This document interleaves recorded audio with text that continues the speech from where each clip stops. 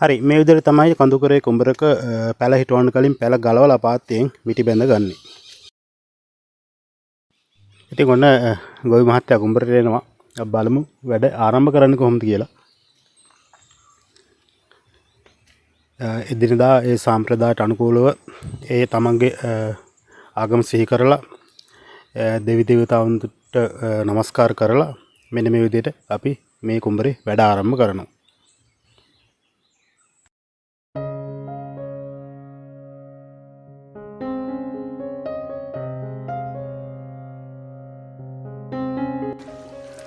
අක්කලා අන්තර්ජාලයට යන්න හදන්න.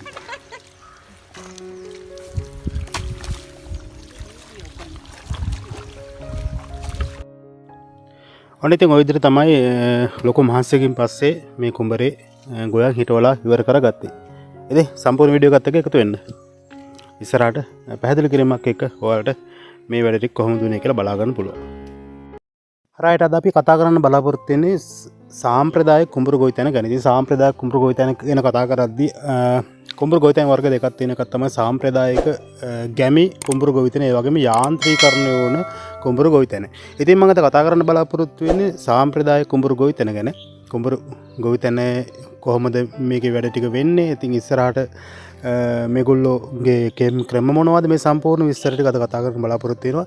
ඒ නිසා කුඹුරු ගොවිතැනට උඩරට ඒ කියන්නේ උඩරට කුඹුරු ගොවිතැන ගැන තමයි මම කතා කරන්න බලාපොරොත්තු වෙන්නේ. එතකොට ඒ සම්බන්ධයෙන් සම්පූර්ණ අදහසක් ඔයගොල්ලන්ට දෙන්න බලාපොරොත්තු වෙන නිසා මේ වීඩියෝ එක ස්කිප් නොකර බලන්න කියන දේ පැහැදිලිවම කියනවා. ඉතින් මුලින්ම කුඹුරු අද තියෙන කුඹුරේ පැල හිටවන්න තමයි හදන්නේ. එතකොට පැල හිටවන්න කලින් අපි මේ විදිහට මේවට කියන්නේ ඒගොල්ලෝ මේ අපි සාම්ප්‍රදායික මේ පහතරට ගොවියනොන් කියන්නේ නියර කපනවා. ඊට පස්සේ නියර කපලා ඉවරලා මේ අපි මේ විදිහට මේ කුඹර මඩ කරගන්නවා. ඉතින් මේගොල්ලෝ එහෙම නෙවෙයි කියන්නේ මේ ලීදි වලට ඒගොල්ලෝ හඳුන්වන විශේෂ නම් තියෙනවා. එතකොට ඒගොල්ලෝ මුලින්ම කුඹරට එන්න කලින් මාස එකමාරකට වගේ කලින් මෙන්න මේ වගේ පාත්තියක් දාගෙන. දැන් ඔයගොල්ලෝ පේනවා කුඹර මැද මේගොල්ලෝ පාත්තියක් දාගෙන තියෙනවා ගොයම් පැල. මේ ගොයම් කුඹරක් විදිහට ලියද්දක් සකස් කරලා එළියද්දී සම්පූර්ණම දා ගන්නවා මේ වගේ පාත්තියක්. මේ පාත්තිය මාස එකමාරක් වගේ යද්දී සාමාන්‍ය මට්ටමකට පැල වෙනවා. එතකොට මෙන්න මේ පැල තමයි ගලවලා හිටවන්නේ. එතකොට මේ හිටවන ක්‍රමවේදයක් තියෙනවා. එතකොට මුලින්ම ඒගොල්ලෝ මෙන්න මේ නියර ටික මුලින්ම කපාගෙන ඊට පස්සේ මඩ කරගෙන නියර ටික බැඳගෙන ඊට පස්සේ අවසානට කුඹර පැල හිටවන දවසෙත් නැවත මේගොල්ලෝ මෙන්න මේ විදිහට මේ නියර වල මේ මඩ ගා ගන්නවා. ඉතින් මේ සාමාන්‍ය මම මේ ඉන්නේ බණ්ඩාරවල නෙළුගොල්ල කියන ගමේ නෙළුගොල්ල. එතකොට නෙළුගොල්ල කියන ගමේ තමයි මේ කාරණේ අපි කරන්නේ. එතකොට ඔයගොල්ලන්ට පැහැදිලිවම පේනද මේගොල්ලෝගේ ප්‍රධාන ජීවන වෘත්තිය තමයි ජීවන උපාය තමයි මේ තේ. එතකොට එළවලු ඊට පස්සේ මෙන්න මේ කුඹුරු ගොවිතැන. එතකොට බොංචි වගේ තියෙනවා. ඉතින් බොංචි කොටුවක් ඔයගොල්ලන්ට පේන්න ඇති. එතකොට මේ ඈතින් දිස්සෙන්නේ මුඩු මහුවල කියන පන්සල. එතකොට මේ මුඩු මහුවල කියන පන්සලට යාබදව තමයි මම මේ වීඩියෝ එක කරන්නේ. එතකොට මේකෙදි මම කතා කරන්න බලාපොරොත්තු වෙන්නේ ඔයගොල්ලොන්ට දැන් ඉස්සරහට අපි දැන් කතා කරගෙන ආවා මේගොල්ලෝ නියර හදාගෙන ඒ විදිහට මේ කුඹර මඩ කරලා දවස් ටිකක් තියලා ඊට පස්සේ මෙන්න මේ වපුරන දවසට. එතකොට මේ දැන් අපි කියන්නේ වපුරනවා කියලා. එතකොට දැන් අපි නම් කරන්නේ වී ඉහන එක. ඒ කියන්නේ පහතරට පැත්තේ කරන්නේ වී ඉහලා තමයි ගන්න. එතකොට මේගොල්ලෝ කරන්නේ පැල හිටවනවා. එතකොට පැල හිටවන්න කලින් මුලින්ම මෙන්න මේ විදිහට මේ මඩ කරගත්ත ලියදී සම්පූර්ණම මේගොල්ලෝ එක මට්ටමකට එනකම් මට්ටමට මේ මඩ ටික ඇද ගන්නවා, හදා ගන්නවා. ඉතින් ඒ ගැන සම්පූර්ණ මම ඔයගොල්ලෝ පැහැදිලි කරලා දෙන්නම් ඉස්සරහට. එතකොට දැන් මම මේ ඉන්නේ කුඹරට යාබදව. ඉතින් මේ තියෙන ස්වභාව සෞන්දර්යය තමයි මම ඔයගොල්ලන්ට පෙන්නගෙන යන්නේ මේ. එතකොට මේ ඉන්නේ අපේ කුඹර වැඩ කරන ඒ අයියා. ඉතින් මෙයාගේ තමයි මේ කුඹර. මෙයා තමයි මේකේ වැඩේ කරන්නේ. එතන මෙයාගේ අක්කයි. එතකොට අපි බලමු මේකේදී දැන් කොහොමද මුලින්ම සාමාන්‍යයෙන් අපි ඕනම දෙයක් කරන්න කලින් අපි අදහන ආගමට අනුකූලව තමයි මේ වැඩේ කරගෙන යන්නේ. ඉතින් මුලින්ම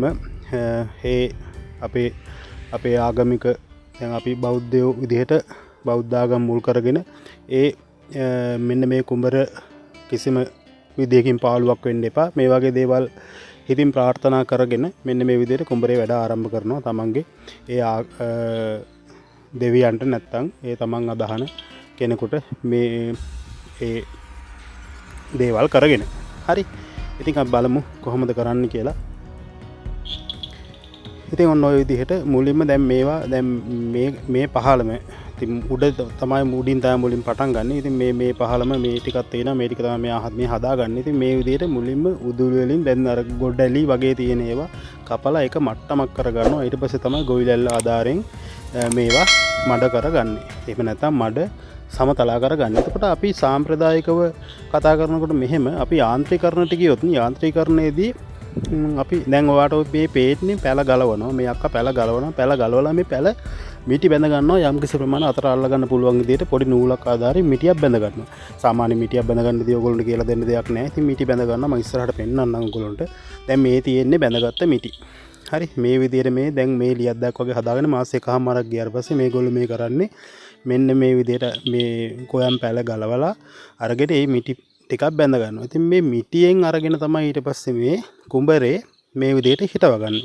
එතකොට දැන් මටත් මේක පළවෙනිම අත්දැකීම. මොකද මම මේ කුඹුරු ගොවිතැන් කරලා තිබුණාට අපි යාන්ත්‍රික කුඹුරු ගොවිතැන් තමයි ගොඩක් දුර කරලා තියෙන්නේ. මේ සාම්ප්‍රදායික කුඹුරු ගොවිතැන කරලා නැහැ. එතකොට මේවට ජලය ලබා ගන්න ක්‍රමයෙන් බැලුවොත් ගොඩක් දුරට මේවට මේ ඇල මාර්ග එනවා නැතුවම නෙවෙයි. හැබැයි ගොඩක් දුරට කිවුල් කුඹුරු තමයි මේගොල්ලෝ කරන්නේ. දැන් ඔයගොල්ලන්ට පේනවා මෙතන ඉස්සරහම උඩම ලියද්ද.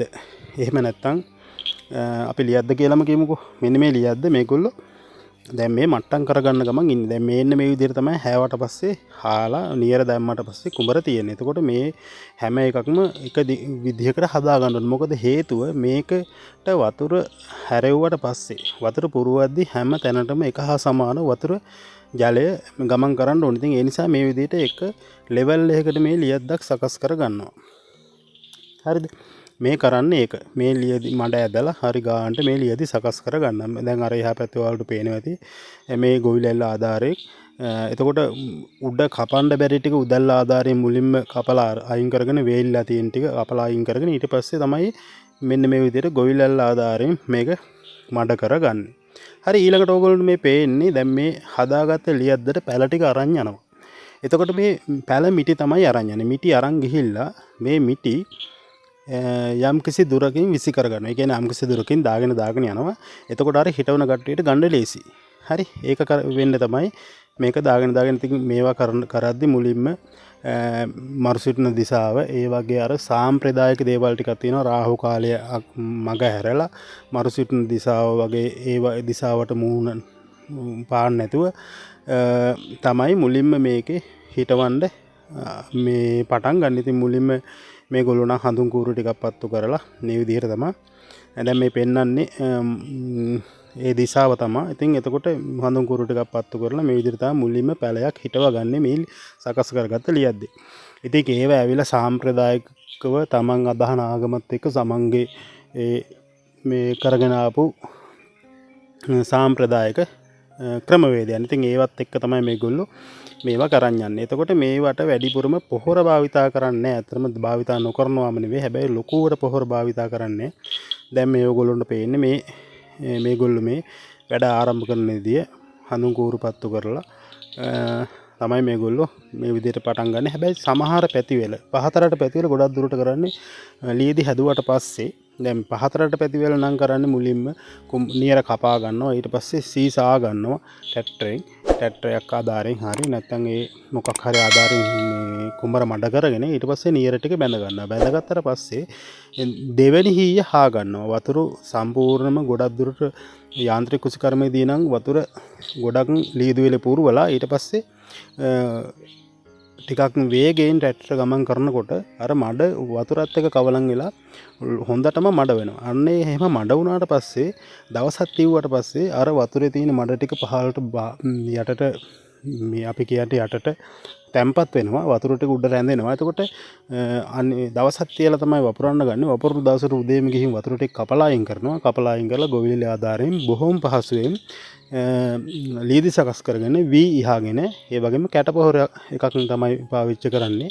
එතකොට දැන් මේගොල්ලෝ මේ කරන්නේ එදාම තමයි වතුර කපලා අයින් කරලා දැන් මේගොල්ලෝ දෙවෙනි හීයක් හාන්නේ පළවෙනි හීයටම තමයි හාගන්නේ. ඊට පස්සේ දෙවෙනි හීය විදිහට තමයි මේගොල්ලෝ මේ අතෙන් උදුළු වලින් මේ උඩ කපලා අයින් කරලා ඊට පස්සේ තමයි ලීදි සකස් කරගන්නේ. ඉතින් දැන් ඔයගොල්ලෝ මේ පේන්නේ පැල තැන් තැන් වල දාලා තිනවා. එතකොට මේගොල්ලෝ දැන් මේ හිටවගෙන යනවා. දැන් මේ උඩ ලියද්ද හිටවලා ඉවරයි. ඊළඟට මේගොල්ලෝ මේවට භාවිතා කරන නම් තියෙනවා වෙනම ලියද්දකට නියරක් බඳිනකොට භාවිතා කරන වෙනම නම් තියෙනවා. ඉතින් ඒ එක එක ප්‍රදේශයට ආවේනිකුණ වචන දැන් මේ දෙවෙනි ලියද්ද තමයි මේගොල්ලෝ මේ හිටවන් එන්නේ.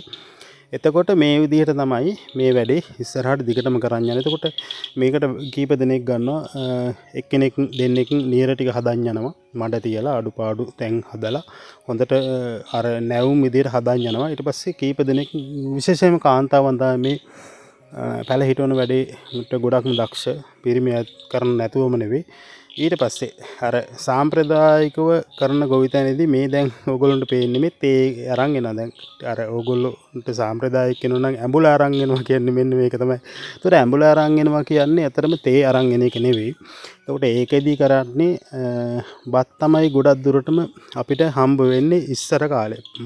පැරණුන්ගේ ඇඹුල අරන් එනවා කියන්නේ මේ ගොඩක් දුරට බත් තමයි කිරිබත් හරි මොනවා හරි තමයි හම්බ වෙන්නේ ඉස්සර නම්.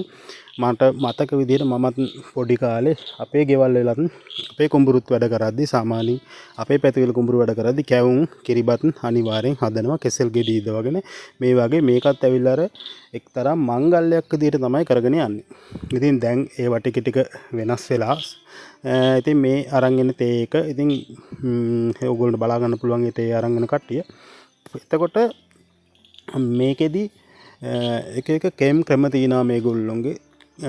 සමහර කට්ටිය කරනවා ගිනි සීරියා වගේ කොළ මේ මඩ කරද්දිම දාලා සති ගානක් පල් කරාට පස්සේ නයිට්‍රජන් ගොඩක් දුරට ගිනි සීරියා වලින් හම්බ වෙනවා. එතකොට ඔයගොල්ලන්ට පේනවා කොකෙක් ඉන්නවා. ඉතින් මේ වගේ අර මේගොල්ලෝ නම් ඇත්තටම එන්නේ මේවට උදුළු වලට කැපෙන පණුව වගේ ආහාරයට ගන්න තමයි මේගොල්ලෝ එන්නේ. ඉතින් ඔය විදිහට තමයි සාම්ප්‍රදායිකව කුඹුරු ගවිතැන කරගෙන යන්නේ. ඉතින් දැන් ඔයගොල්ලන්ට මේ පේන්නේ ගොඩක් දැන් ඔයගොල්ලන්ට පේනවා මෙතන පාත්තියක් තිබුණා. පාත්තිය සම්පූර්ණයෙන්ම ගලවලා ඉවරයි. ඊට පස්සේ පාත්තියේ ලියද්දත් ඒ පාත්තියත් ගලවලා අයින් කරලා ඒකත් ලියද්දට කපලා අරගෙන ඊට පස්සේ ඒකත් ලියද්දක් විදිහට හදලා මේකෙත් ගොයන් හිටවගෙන යනවා. දැන් ඔයගොල්ලන්ට මේ ගොඩක් දුරට මේ වැඩේ ඉවර කරගෙන යනවා තමයි පේන්නේ. හරි. එතකොට මේකෙදි කරන වැඩ රාශියක් තියෙනවා මේගොල්ලෝ. මේක මේ උඩරට කරන කුඹුරු ගොවිතැනේ කරන්නේ පොඩි ප්‍රමාණයක්. හැබැයි මේ ප්‍රමාණයට ලොකු මහන්සියක් දරන්න වෙනවා. මොකද අතෙන් තමයි හැමදේම කරන්නේ. හැබැයි යාන්ත්‍රීකරණය වුණු කුෂිකර්මයේදී ගොඩක් දුරට මේ අපිට අර වැය වෙන අපිට අපේ ෂෙයා වෙන මහන්සිය ගොඩක් අඩුයි. එතකොට මම දැන් පේන්නේ ඔයගොල්ලන්ට මේ අර පැල තිබුණ ලියද්දත් සමතලා කරගෙන ඒ ලියද්දත් එකටම හදාගන්න එක තමයි මේ පෙන්වන්නේ. එතකොට ඒ ලියද්දත් අර ලියද්දටම කපලා අරගෙන තමයි ඒකෙත් පැල හිටවා ගන්න තමයි මේ සූදානම් වෙන්නේ. ඉතින් එතකොට යාන්ත්‍රීකරණය වුණු කුෂිකර්මයේදී අපි කුඹුරු වලට මම කිව්වා කීප දෙනයි ඕන්නේ.